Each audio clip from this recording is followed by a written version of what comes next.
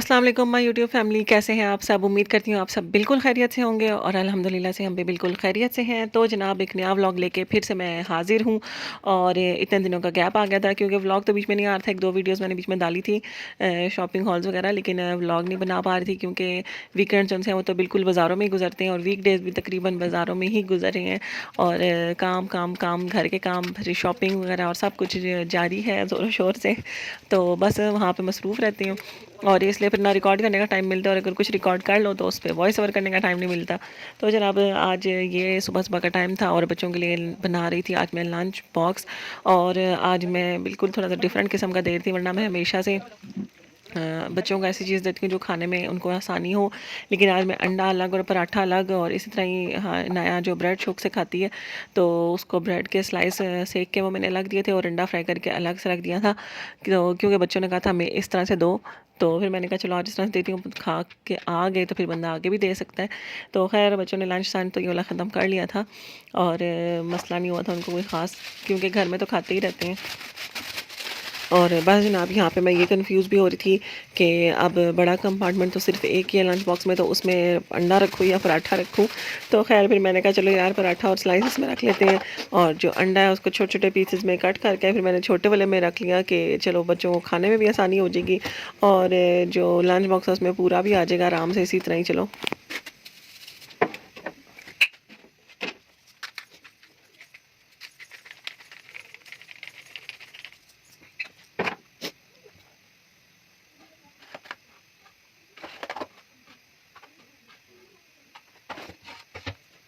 और साथ ही साथ नाश्ते में मैं बना रही थी आज चूरी। और फिर मैंने क्या किया कि मक्खन मेल्ट होने में काफ़ी टाइम लगा देता है, तो मैंने मक्खन जो सा ना वो माइक्रोवेव में थोड़ा सा मेल्ट करके तो रोटी पे डाला कि अच्छी तरह से ना रोटी के अंदर जज्ब हो जाए। जब रोटी के अंदर सही तरह से मक्खन चला जाता है ना तो फिर ये होता है कि चूरी कूटना बड़ा आसान हो जाता है, वरना तो रोटी थोड़ी सख्त होती है और फिर कूटना पड़ता है और फिर हाथ भी बहुत ज़्यादा जलते हैं। तो फिर इस तरह से ना इस दफ़ा मैंने इस तरह से ट्राई किया और बड़ा मुझे आसानी लगी कि एक तो मक्खन भी सही तरह से मेल्ट हुआ हुआ था, वरना मक्खन मेल्ट नहीं होता जल्दी जल्दी ठंड में। और रोटी भी सही तरह से नरम हो चुकी थी कि 2 मिनट में मज़ेदार सी चूरी कूटी गई थी।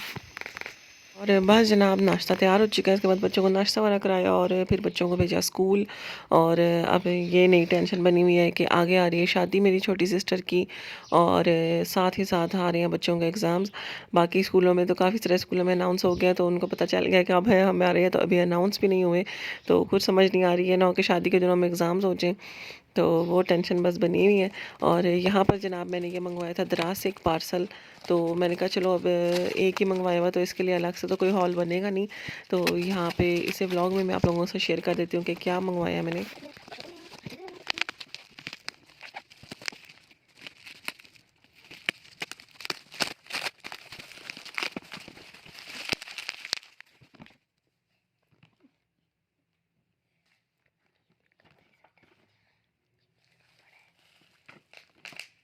अब हम इसे खोलने जाएंगे। So let's open. इसके अंदर इनसाइड इन्होंने पैकिंग इतनी अच्छी की थी कि बाहर भी बबल रैप था और अंदर भी बबल रैप है। वाओ, कांच। और जनाब ये मंगवाया है दराज से एक्रेलिक मेकअप ऑर्गेनाइज़र। और ये बाज़ार में मैंने काफ़ी ढूंढा था, मतलब जो मार्केट हमें पता है जहाँ से हम चीज़ें वगैरह लाते हैं वहाँ पर मुझे इस तरह का कुछ मिला नहीं था। वहाँ पर जाओ तो वो ब्यूटी बॉक्स वगैरह ये जो वैनिटी टाइप के बने हुए होते हैं उस तरह से आपको देते हैं।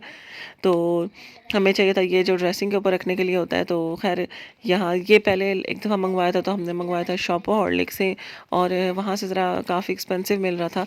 तो इस दफ़ा दराज से मंगवा के देखा था तो अच्छा आया है, क्योंकि इनके जो रिव्यूज़ थे ना वो मिले जुले थे।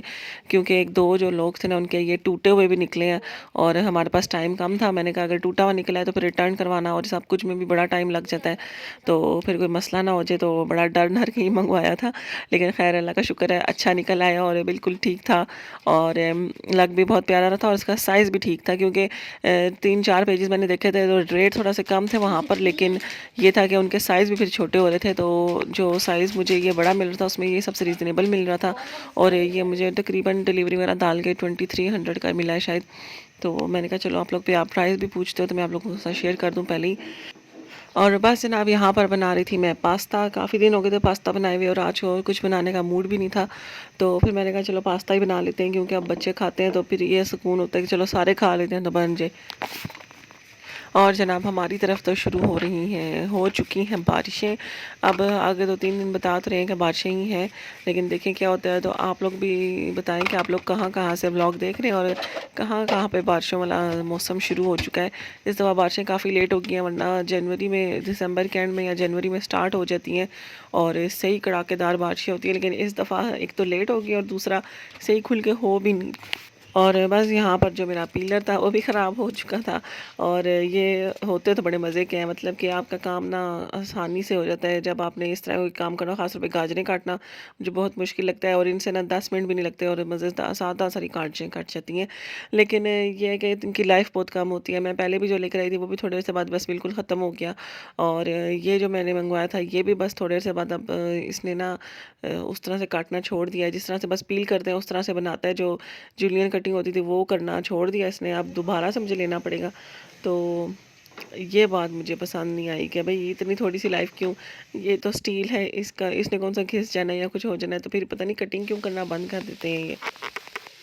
और यहाँ पर जनाब चिकन वगैरह फ्राई हो गया था और उसमें मैंने फिर सारी सब्जियां वगैरह भी डाल दी और अब उनको भी थोड़ा सा फ्राई कर रही हूँ कि उनका जो कच्चापन है वो थोड़ा ख़त्म हो जाए। और जनाब जो मेरी इससे पिछली वीडियो थी काशिज़ वाली, वो तो आप सबको बहुत ही ज़्यादा पसंद आई है, लेकिन ये है कि आप लोगों ने कमेंट्स नहीं किए उस पे फिर भी। और ये अगर कोई भी वीडियो पसंद आती है ना तो लाइक और कमेंट ज़रूर किया करें, क्योंकि उसी से ही फिर हमारी हौसला अफजाई होती है और हमें पता चलता है कि यार आप लोग देख रहे हो और आप लोग पसंद कर रहे हो।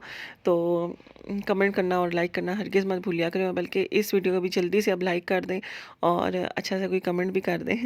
तो जनाब यहाँ पर साथ ही साथ हमारा पास्ता भी ऑलमोस्ट तैयार हो चुका है और दूसरी तरफ मैं बना रही थी वाइट सॉस और वो भी उसका भी मैदा वगैरह जिनसे है वो तैयार हो चुका है। बस अब इसमें दूध वगैरह शामिल करना है और साथ ही साथ हमारे घर में सब अलग अलग किस्म का खाएंगे। नाया जो खाएंगी वो वाइट सॉस के बगैर खाएंगी, हाशिर जिनसे वो वेजिटेबल्स के बगैर खाएगा। तो फिर ये है कि सबके लिए ना मैं हर स्टेप पे निकाल लेती हूँ। तो आप लोगों के घर में भी ऐसा ही होता है, क्योंकि मैंने बड़े घरों में देखा है कि हर बंदा ना अलग अलग चीज़ पसंद करता है और फिर जो पकाने वाला होता है ना, जैसे जो अम्मियाँ होती हैं उनको सही टेंशन पड़ी होती है कि इसके लिए अब यहाँ पे से निकाल दूँ और उसके लिए अब इस स्टेप पे निकाल दूँ ताकि वो खा लें, फिर ये ना हो कि ये ना खाना ना खाएं वो लोग।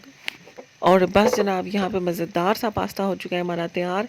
और वॉइस ओवर करते हुए ना मेरे मुंह में फिर से पानी आ रहा है कि मैं आज फिर बना लूँ।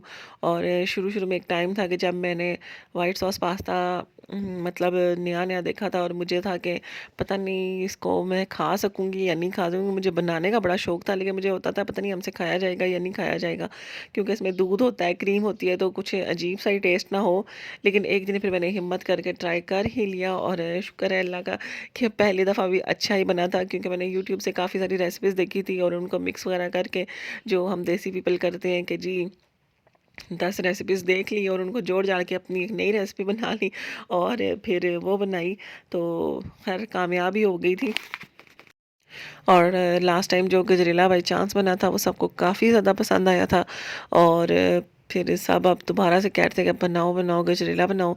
तो खैर फिर मैं गाजरें वगैरह लेकर आई थी, बाज़ार गई थी, तो आज फिर ये वाली मेहनत कर थी, क्योंकि खाना शाना तो मैं बना चुकी थी और फ्री थी। तो मैंने कहा चलो और कोई काम तो है नहीं आज, तो फिर मैं गजरेला ही बना लूँ, ये सब ज़रा सा खुश हो जाएंगे।